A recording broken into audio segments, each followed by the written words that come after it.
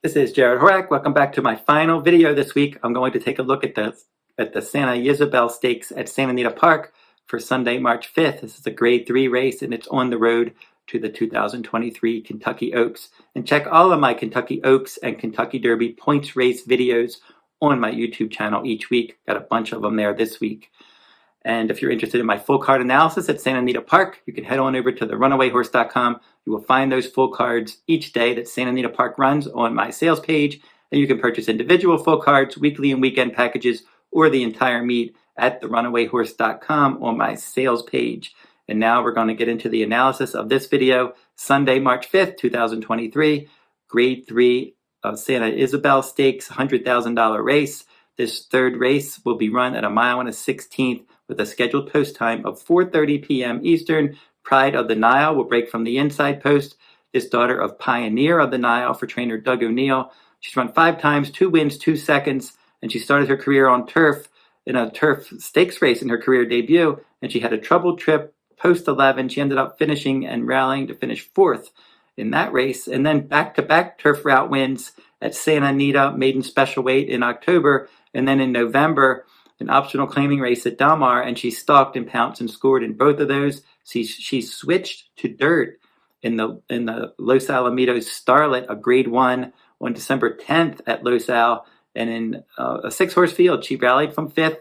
She stumbled at the start. She made a nice inside move, and she gave Feza a real battle that day, but Feza edged her, and she ended up finishing well clear of the show finisher.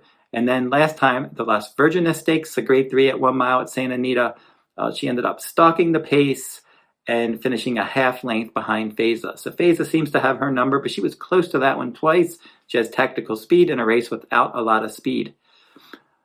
And Tell Me No Lies is number 2 in here, and she's going to make her first start since finishing 8th in the Breeders' Cup Juvenile Fillies. Now, she did win the Del Mar Debutante, a Grade 1 at 7 furlongs at Del Mar last summer, and then the Grade 2 Chandelier at Santa Anita Park at 1 mile and a 16th, rallying from off the pace in both of those races. And now we'll have to see how she does in her first start as a 3-year-old.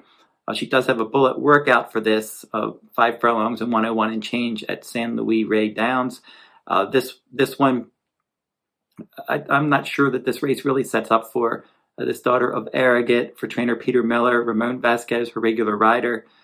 She did show some decent speed in her maiden win, pressing the pace, but then when she started to stretch out, she was much more relaxed.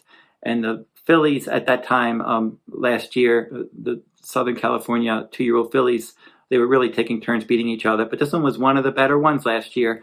And I think that she's one that if she can get enough pace help, and she has improved from age 2 to 3, she can be competitive here.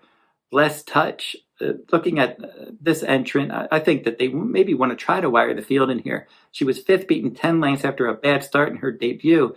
But then second time out, she showed sharp speed at Santa Anita at 6 furlongs, and she wired the field running a very good race. After that race, it looked like she could become a stakes winner. But then she was second in the Desi Arnaz Stakes behind Justique, and a clear second that day, stalking the pace. And then the Grade 1 Starlet never really ran a great race after hitting the gate at the start and just not getting a good start. And she ended up finishing 5th of 6. And then last time, cut back to 6 furlongs on February 19th at Santa Anita. And she had a troubled trip there as the favorite, adding Lasix, and she was beaten 3/4 of a length in 3rd. She was clear of the rest. Now, stretching out in distance and coming back quickly, I think trainer Tim Yakteen has to be thinking, there's not a lot of speed in here, and why don't I just try to get out to the front with this filly? And I think her new rider, Hector Berrios, almost has to try those tactics.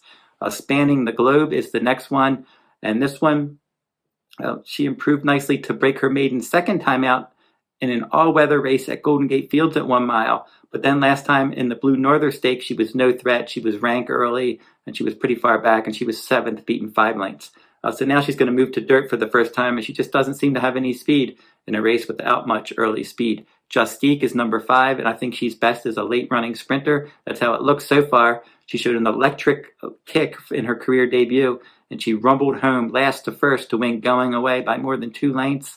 Second time out, they stretched her out in the Chandelier Stakes, and she did rally from 7th and last to finish 3rd. She was beaten 5 lengths, but she just didn't have that kick like she did in her sprints. So then when they cut her back to 7 furlongs in the Desi Arnaz Stakes, just like her debut, deja vu all over again. last to first, an electric run from off the pace. The grade 3 Las Virgenes, when she stretched out last time, same thing she did in the Chandelier. She just kind of clunked along and she just didn't have that electric kick, and she finished third, beaten 3 lengths.